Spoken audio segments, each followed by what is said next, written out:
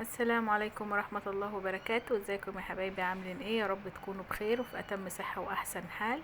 تعالوا معايا النهاردة كده جولة في محافظة جنة، وهنا زيارة لأولياء الله الصالحين، مقام سيدي عبد الرحيم الجناوي. والمكان ده بيضم يعني اكتر من ولي. في عندنا هنا سيدي عبد الله الجرشي، وفي سيدي عبد الرحيم الجناوي، وفي سيدي عبد الله، وفي مقام تاني بس انا مش فاكرة اسمه. فكله موجود في نفس المكان. عدة يعني اشخاص من اولياء الله الصالحين.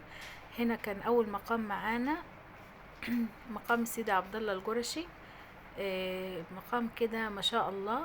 اول ما تخشوا كده تحسوا بطمأنينة للقلب كده، واحنا طبعا مؤمنين بالله، واذا استعنت فاستعن بالله، فاحنا مستعينين بالله والدعاء لوجه الله. بس متباركين يعني بالمكان، ان هو يعني مكان يعني من اولياء الله الصالحين. حلو خالص ومريح جدا جدا. والواحد اول ما دخل كده حس بطمأنينة وحس بارتياح يعني للمكان. ما كناش عايزين نطلع من المكان ده خالص. حلو كده ومريح خالص خالص، تحس يعني انت مرتاح نفسيا وانت قاعدة.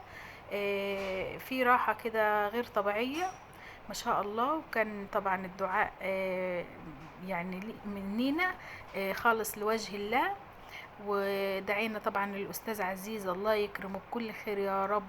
الله يصلح حاله ويكفيه شر الأشرار ويبعد عنه المرض، وما يشوفش حاجة وحشة أبدا في حياته يا رب. ويجيب له علي الصغير بألف سلامة يا رب، اللهم آمين يا رب العالمين. ودعينا لحبيبة قلبي حسناء، ربنا يقومها بألف سلامة ويتم حملها على خير يا رب، ويقر عينها بطفل سليم معافي. وبرضو دعينا الحصة، حبيبة قلبي حصة، ربنا يكمل لك حملك على خير يا رب، ويقر عينك يا رب بيعقوب، وتشوفيه كده سليم معافي يا رب، اللهم امين. يا رب يملى بيتكم بالأطفال، اللهم امين يا رب العالمين. ويرزقكم يا رب بالولد والبنت، يا اللهم امين يا رب العالمين. ويشفي اخويا علي يا رب شفاء لا يغادره سقما، ويشفي ست والدته يا رب شفاء لا يغادره سقما، ويبعد عنكم كل شر. والله المكان هنا ما شاء الله. بصوا كله يعني ذكر وقرآن وأحاديث ما شاء الله. المكتبة دي فيها كمية كتب كبيرة، كتب أحاديث ودعاء وحاجات كتيرة خالص. دي طالعة لوجه الله، حتى احنا من الناس اللي أخدت يعني منها كتاب كده، كتب يعني أدعية وكتب. في احنا خدنا كل واحد كتاب. كانت معايا بصحبتي طبعا ماما ديدا، الله يبارك فيها ويديها الصحة والعافية يا رب. ست جميلة، ربنا يديها ألف صحة يا رب على صحتها يا رب، اللهم أمين، ويكفيها شر المرض. هنا كان العامل المقيم في المكان بيشرح لنا الدعاء اللي هو مكتوب ده. بيشرحوا لنا يعني، بس للأسف ان انا ما الصوت مش ظاهر يعني معايا. هنا كده برضو زي ما انتم شايفين كل ركن فيه آيات قرآنية وفي أحاديث ما شاء الله يعني بصراحة. مكان جميل جدا.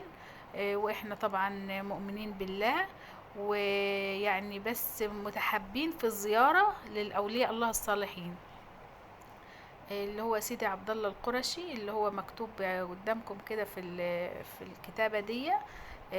هو موجود في مقام يعني في نفس المكان اللي فيه مقام سيدي عبد الرحيم الجناوي. طبعا الكلام ده اهل جنة طبعا عارفينه، وهو برضو ناس كتير عارفة المكان ده. وناس كتير بتيجي من جميع البلاد هنا في مصر بتزور المقام وتتبارك يعني فيه. وفي في مكان للصلاة، الواحد يعني يخش الواحدة كده تتعبد وتصلي في المكان. بعيد يعني عن المقام نفسه، في مكان للصلاة زي مسجد يعني وسيدات، ومسجد للرجال. هنا كده كنا طلعنا من عند سيدي عبد الله القرشي وداخلين عند سيدي عبد الرحيم الجناوي. زي ما انتم شايفين هنا المسجد، وده المكان ده مخصص للرجال، علشان في مكان رجال ومكان سيدات. ما شاء الله المسجد كده تحسوه ان هو يعني زي الحسين في القاهرة وكده. زي سيدي الحسين. طبعا مكان حلو خالص ما شاء الله، ومن جوه يعني ما شاء الله زي ما انتم شايفين المكان كبير، ويعني بصراحة حلو خالص. وهنروح برضو ناحية السيدات، علشان ممنوع دخول السيدات إلا في مكان خاص بالسيدات زي ما انتم شايفين. وده المقام بتاع سيدي عبد الرحيم الجناوي. وهنا في مقام تاني بس انا مش فاكرة الاسم كويس، اسم صاحب المقام دلوقتي برضو هعرفكم عليه. مقام اللهم بارك يعني ما شاء الله. زي ما انتم شايفين في سيدات موجودة في المكان يعني، واحنا كنا برضو موجودين. ويعني كان الدعاء برضو في برضو الواحد برضو قبل اي حاجة بندعي ربنا ونقول يا رب. طبعا احنا مش رايحين علشان مثلا مؤمنين مثلا بالمقام، لا احنا مؤمنين بالله، بس دول اولياء الله الصالحين اللي خوف عليهم ولا هم يحزنون.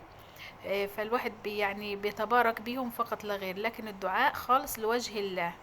يعني احنا رايحين ندعو، يعني رايحين كده في المكان بنقوله يا رب، يعني يا رب ييسر كل امر عسير، وندعي لاخواتنا اولاد الكويت. وهنا المقام الثاني اللي هو مقام علم الدين المنفلوطي في نفس مكان سيدي عبد الرحيم الجناوي. بس وهنا كانت الجولة بتاعتي في جنة، والحمد لله تمت على خير.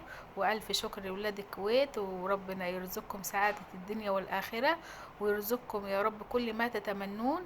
وإن شاء الله أشوفكم في فيديو جديد، والسلام عليكم ورحمة الله وبركاته.